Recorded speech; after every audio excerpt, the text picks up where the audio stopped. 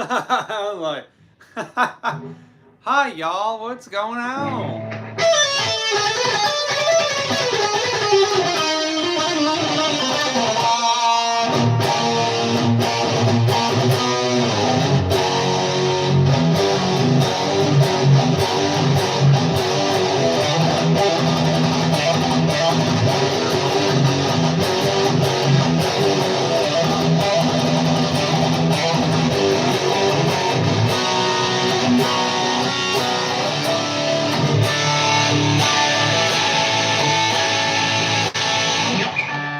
Hell yeah.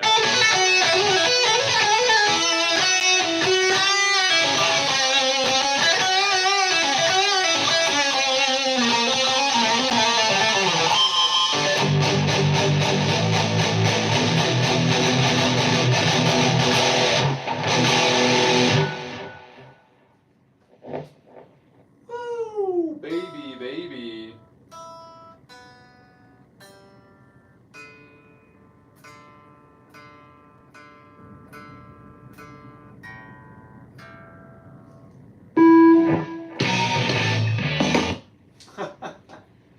Oh.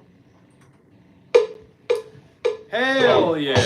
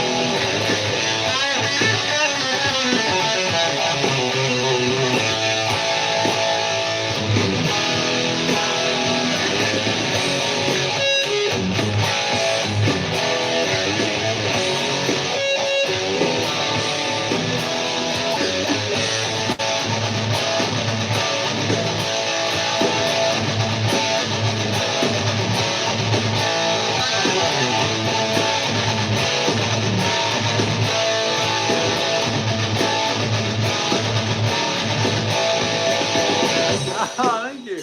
I wish I remembered the whole song. I was like, oh no.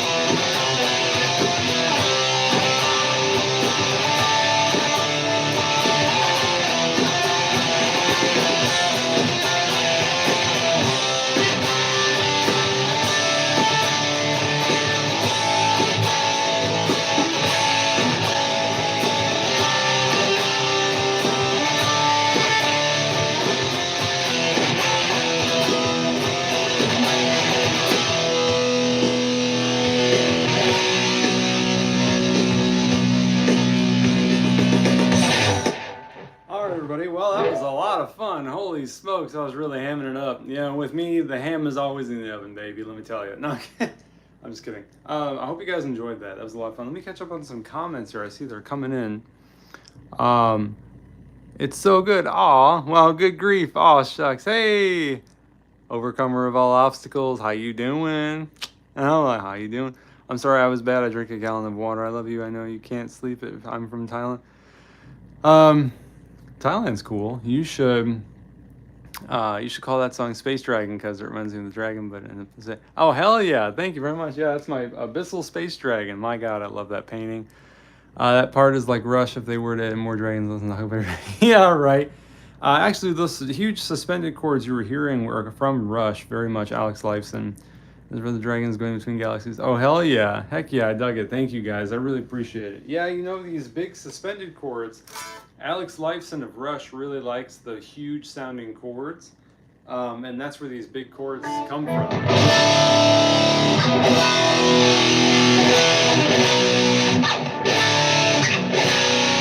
I really enjoy them when they're down lower, like here. Like if I were to play Iron Man or something, it would sound like...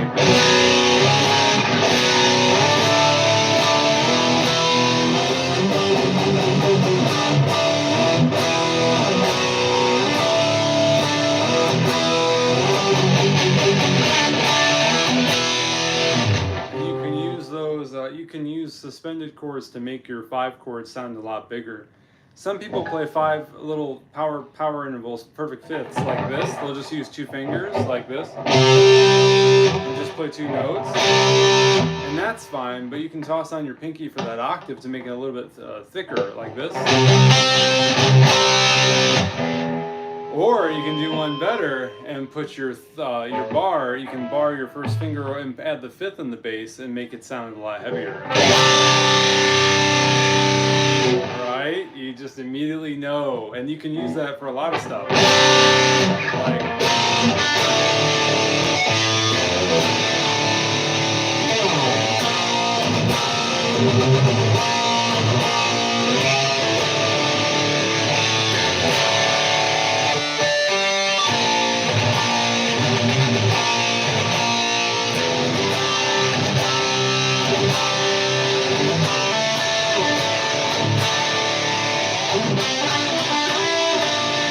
See what I mean?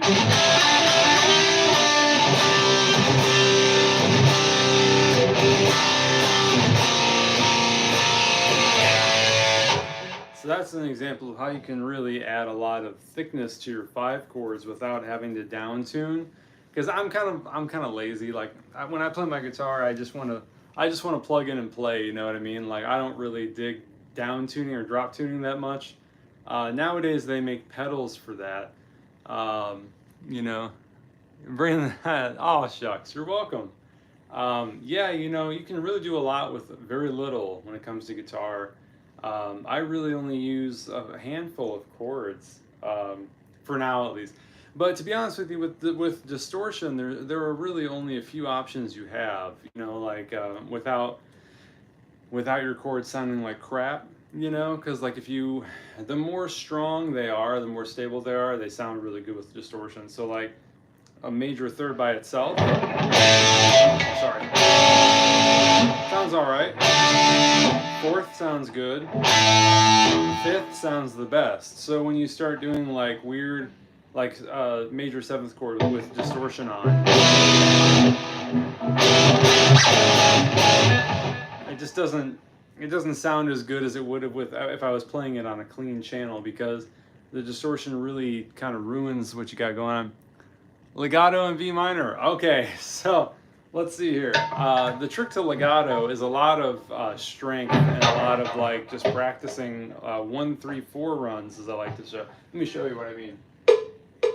I'll just use the same track. So B minor, my favorite key. You can just practice a little bit.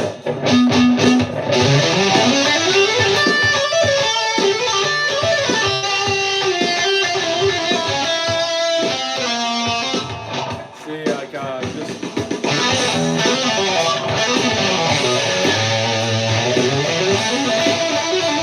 I'm barely picking, but I could get better at my legato for sure. I'm not an expert by any means, but yeah, you can really kind of get in there and practice your scales with legato. See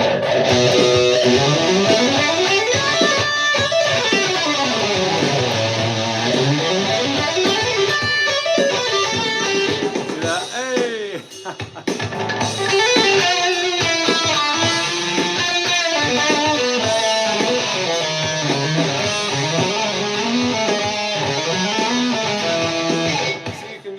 Things with legato, like but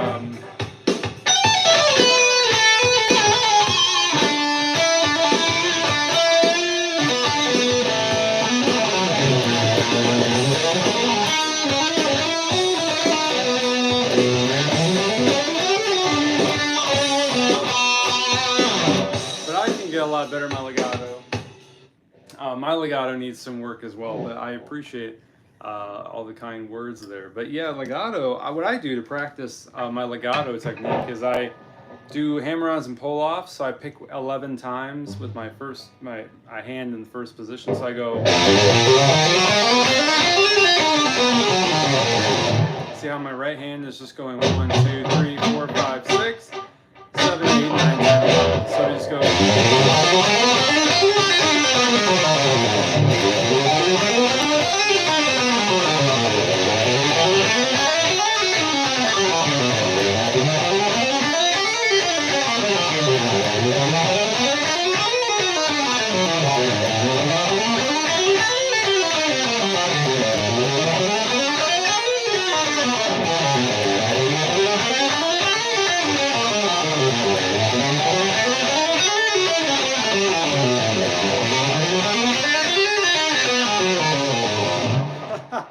That's how I practice my legato, my hammer-ons and pull-offs without distortion though, because I usually practice with like no amplification at all, or just a clean channel whenever I practice. And make sure you stretch. I always stretch my hands and my wrists and shake it out, drink plenty of water and stuff like that. But yeah, is anybody out there working on some cool music? I know I am. Lately I've been doing this thing where I challenge myself to work with 3 voices, like a lot like old school Game Boy music, and I give myself 3 staves and I just practice counterpoint, which is a lot of fun, which is a really good time. And but yeah, I'm constantly playing my guitar. I always have it out every day. It's out of the case. You know, I just want to keep getting better and improving. But one of my favorite lines from Mr. Crowley that Randy Legato styles during the second solo sounds like this. See that? Pretty cool.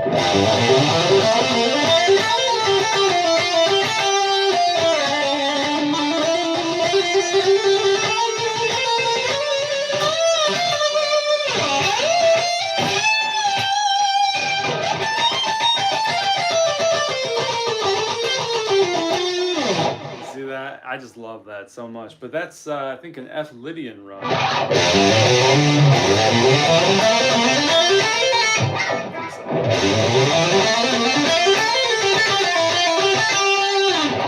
Pretty cool. But you know what's great about that is you can learn other people's lines and just move them to different keys. That's what's great about the guitar, is that the guitar is a C instrument. So like what you see is what you play. There's no transposition involved, which is really nice. Actually. I feel bad for like everybody who has to transpose, like sax players and stuff like that. They have to transpose in their head, which is great that they can do that. I can transpose in my head to a certain degree. I'm like, you know, but I just released a new video talking about improvisation today before I started streaming, actually. And one of the biggest messages in that video was, when you're first starting to learn how to improvise, I suggest taking away everything but the drum track in the background, just drums, right? Because there's no other chordal harmony going on. Nobody else is playing any toned notes they have to worry about, so you can just jam and use your guitar as like your musical canvas, you know, and just start painting with notes, and little ideas will stick with you, and you'll be like, oh, what was that? And be like, oh, I should remember that. And then maybe you record yourself playing that idea, and then you can figure out later with your music theory knowledge what you're doing there. You know what I mean? Because a lot of people, I used to do this myself. I used to think if I didn't play as fast as possible all the time, nobody would take me seriously as a guitar player.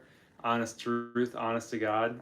Sometimes I still struggle with that now, but not nearly as much as I did when I was 20. I'm 33 now. Now I just realize nobody really cares. Unless we're in a setting like this where I can just, I'm cooking the ham, I mean, I'm just showing off whatever for the viewers at home. But if I was in a band, it'd be very different. I wouldn't be, walla, walla, walla, walla, walla, walla, all the time, you know what I mean? They would throw me out of the band real quick. I miss being in a band. I love that dynamic, that challenge of trying to write good music with people. That's where music lives. Music is meant to be shared, which is why I do these streams, and why I hope that I can do this full time one day. That'd be awesome, dude, and super hard at the same time, because you got to think of new ideas, new content ideas for your audience, because it's not just about showing off all the time. That's just a way to get your foot in the door and have people maybe consider subscribing or liking what you're doing. But that's not the end all be all, There's so many technically gifted guitar players out there on Instagram and stuff like that. And you got to be careful though, because some of them are fake, and that really pisses me off. You know how people do that? They just lie to their audience. Holy crap. Because like imagine, if me growing up, or any of you that are my age or older growing up, and we see these wacky things going on the TV, and you think you have to aspire to that, and if you can't do that, then you might as well hang it up, right? Well, what if everything you thought you were supposed to do was a lie, That would suck. But luckily I didn't have to worry about that growing up, so I feel real bad for some of these young kids these days who are on Instagram and stuff like that, because they're seeing all these wonderful players, the ones that are legit, like Tim Henson. I don't really care for him, honestly, personally. Polyphia, New Levels, New Devils was my favorite album by them, but everything after that just kind of sounds like more like that album to me, and I'm like, that's fine, but I already got my taste of the band, you know what I mean? That ever happened to you? You get like a taste of a band, one album, and you're like, yeah, it's a really good album. I'm just gonna stick to that album because all the others sound just like that one, so you know what I mean? I don't know, that's where I'm at with Dream Theater.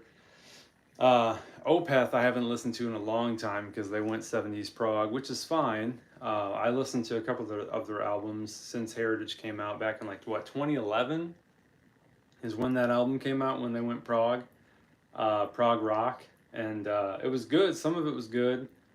Some of it I didn't understand. I don't know. It was lacking that punch. But anyway, I'm getting off topic.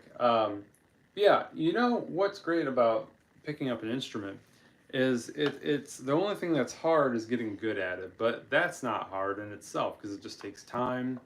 Hopefully you have a good teacher. Everybody has YouTube nowadays. YouTube is perfect for, there's a lot of bad information on YouTube though, let me put that out there. There's a lot of bad stuff out there, a lot of people who don't know what the hell they're talking about but are trying to make some money. Hey, I respect that you're trying to make some money with the little knowledge you do have, but when they start making shit up, or selling these awful guitar products like the hand stretcher and stuff like this, I'm just like, dude, what a clown. I didn't know the circus was in town. Jesus, you know what I mean? I sound like an old man right now. I'm like, I didn't know the circus was in town. Jesus! But, what it comes down to is the music you create, hopefully you guys are out there creating some good music, and however you do that. Me, sometimes I mess around in music notation software like Finale 2011, and I'll just write music in there and do cool stuff like that. But in one of my videos, I talked about the major scale for shreds. So here's a conventional major scale. You can play this in any position you want. Let me show you.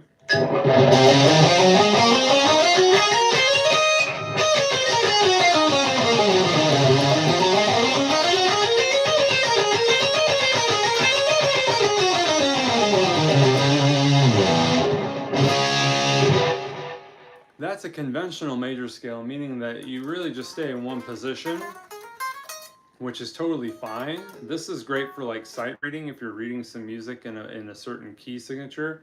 And as long as you practice your minor scale and your major scale, which is all encapsulated. To me personally, the major scale is all you need. Hot take. I don't know if people are going to disagree with me, but I really believe that whenever I go to Guitar Center and I see all these books that are like tackling different facets of guitar, which God bless them, they're trying to make money. I get it. They're publishing companies for books and stuff. But there's the Guitar Grimoire, right? Give you an example. I had almost all of those books in high school. I had the black scales and modes book. I had the green exercises and fingerings book. I had the brown, light brown voicings, chord voicings book. You don't need any of that stuff, you know, because what happens is you buy one of those books and you get immediately overwhelmed because it's such there's so much in there. But really, it just kind of repeats the same stuff over and over again for every key. You know what I mean? And you don't need that, you know. If it was up to me, that book would be like the size of a travel brochure. You know what I mean? That's all it takes. You don't need a bunch of books or anything like that. You know, but I kind of talked about this with Japanese and art as well. And, you know, there's always going to be somebody out there who's trying to convince you that you need something, right? Like, oh, take your guitar playing to the next level with this book or this DVD. Have you guys watched Yngwie Malmsteen's DVD? God bless him. I love him to death, but holy shit. He's just like, okay, play it like that. And I'm like, you slow it down and it's still like pretty fast, and it's just, what a phoned in DVD, but I still have it somewhere. But you know, Yngwie's cool, but I really like his first album from '84, and everything after that is kind of like the same album to me. So God bless him. He's a way better guitar player than I am. I'm not taking anything away from him. I'm just saying, hey, maybe play something other than the harmonic minor scale and melodic minor scale. Yeah, just saying, you know. Maybe rock something other than the Phrygian mode. Throwing shade, packet sand. Sorry, just kidding. But anyway, you don't need a lot of stuff to learn how to play guitar. Just get your fundamentals down. Practice standing up as much as you can, because it is different than when you're sitting down. But as far as like picking and stuff goes, I see a lot of videos where people talk about the proper angle to hold your guitar pick, the one angle to rule them all. And it's got like some guy on the cover just like, you know, like some dumb face. The truth is it's going to be relative to your body. Like I'm a very tall individual. I'm 6'1", and my arms are pretty tall. What the fuck? My arms are pretty long. And so for me, like, this is like a good angle. My guitar used to be a little bit lower, and then my arm would be more stretched out. But my picking angle changes. You know, like I was saying in another one of my videos, when you're standing up the guitar, you guys have probably seen me do this when I'm jamming for you guys on camera. Sometimes I'll shift my guitar, bring it up for certain things, bring it down for certain things, or just as I'm bobbing and dancing, my guitar is moving. And that's fine. Like, I see a lot of instructors saying not to play with your thumb over the neck. For certain things, it's fine. Like when I'm standing here and I'm bending, you're going to see my thumb over the neck. And even when I'm playing certain scales, you know, some people get so wrapped up in technique and they confuse craft for art that it's just drives me nuts. I used to do this too, because I used to think that all there was to it, to guitar, was great technique. If I could alternate pick really fast, if I could sweep pick, if I knew my scales, if I, you know, could be flashy or whatever, then I'd be all good. But the truth is that there's more important things like phrasing, improvisation, playing with other musicians. That's way more important than any of that stuff, if you ask me. I'm no doctor, but I was going to say something witty, but I couldn't think of anything. I was like, I'm no doctor. The truth is, there's no right or wrong way to play guitar, unless you're trying to play it upside down, maybe. That might be, or like upside down from the ceiling or something. I'm sure there are wrong ways to play guitar, but most of the time there are no wrong ways to play the guitar. You just have to kind of figure it out as you go, you know?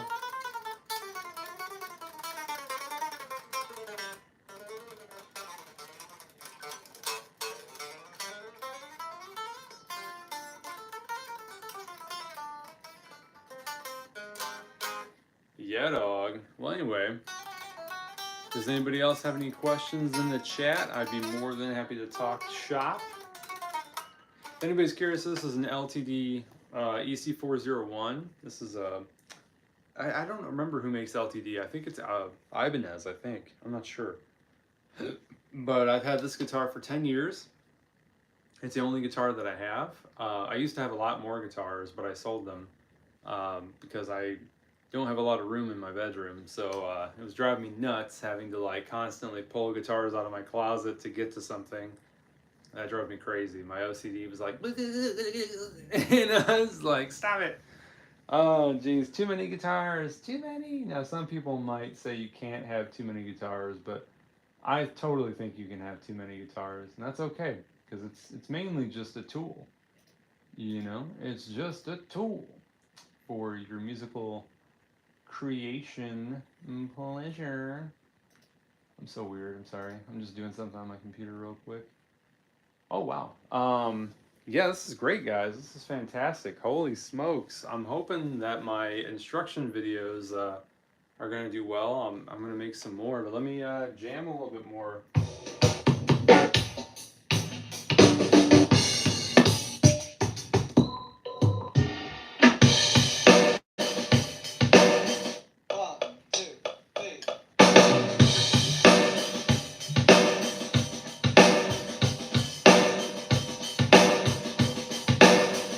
I just danced the whole time.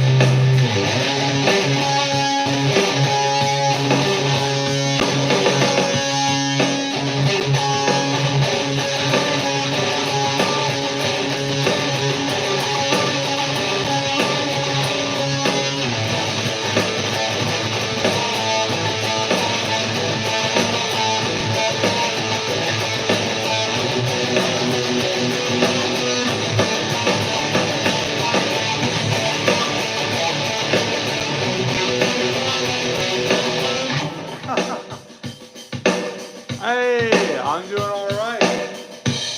Just kind of hanging in there and jamming a little bit, just doing some stuff. Jamming, having a good old time, just getting those fingers wiggling. Getting those fingers wiggling. Yeah, crazy, right? Oh, let me check something real quick on my monitor here. How are we doing? All right. Wow, God is good, y'all. God is good. Yeah. It's kind of windy out here today. It's a little bit windy.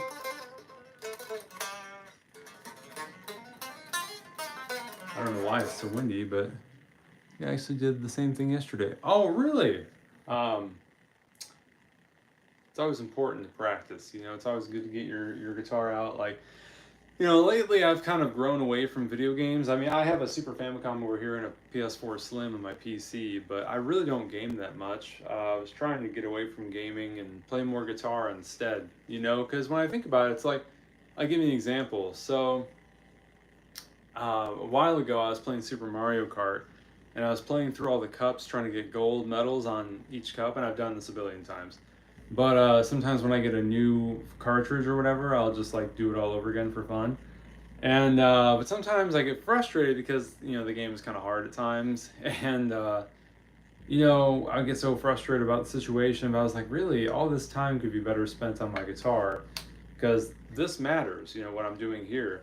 Um, some of the stuff we obsess about in video games doesn't actually matter. It just feels like it does at the moment.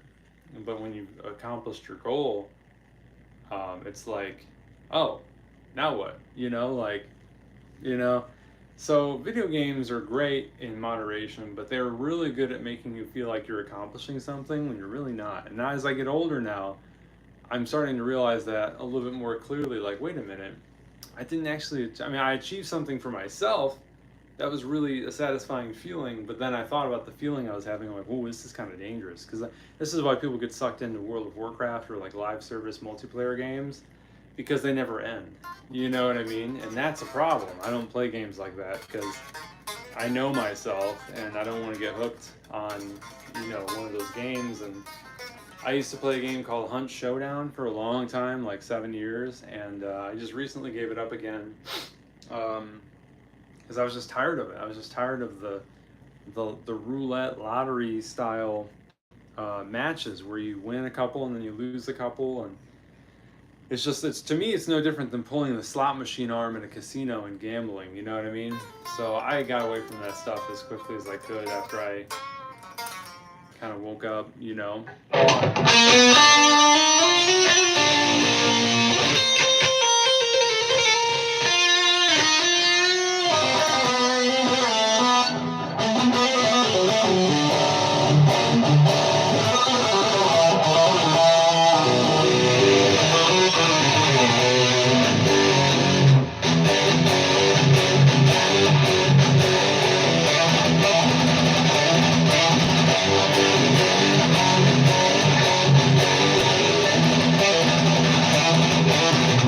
I love that song.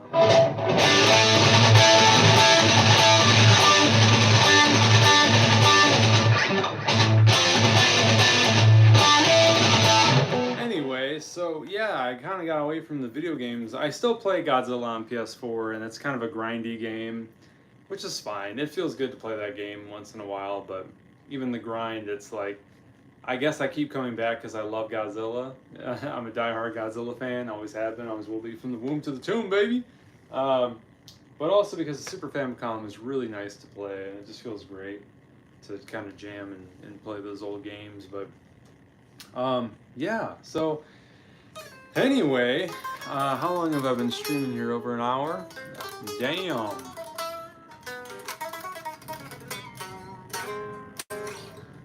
Well, cool, everybody. I'm going to take a little break, and I want to thank everybody for checking out the stream. I just wanted to do a little stream for a little while and check in and play a little bit for you guys, and I want to thank everybody for coming out.